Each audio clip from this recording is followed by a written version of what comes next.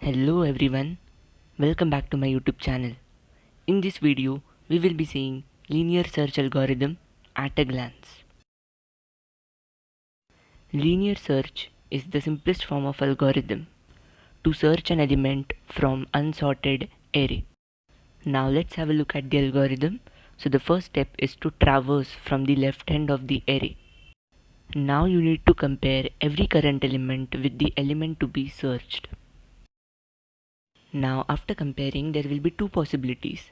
Either the current element will be equal to the element to be searched, otherwise they won't be equal. Now in the first case, when the current element equals to the element to be searched, then you need to stop and return the current element's position since it is found. Otherwise you need to move to the next element. Continue repeating step 2 until you reach at the end of the array.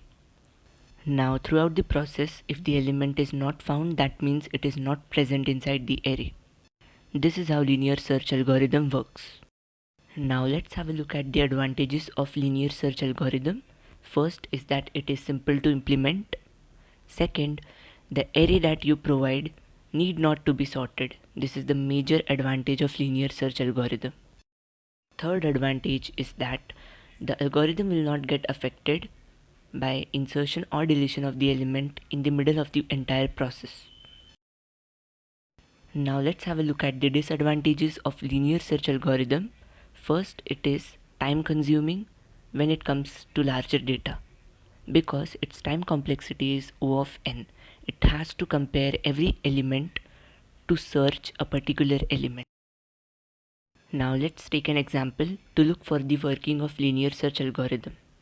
Here we have taken an example of unsorted array of 4 elements.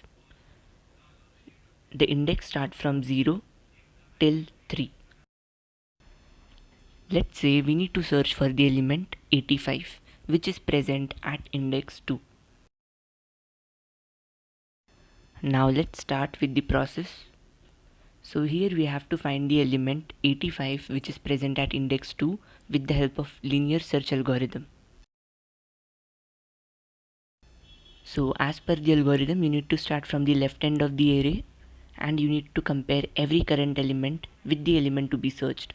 First, here we have 10, compare it with 85. They are not equal, hence we will move to the next element. The next element is 54.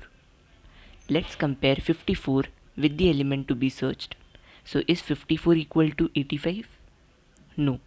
Therefore, we will move to the next element. So here we have the next element as 85.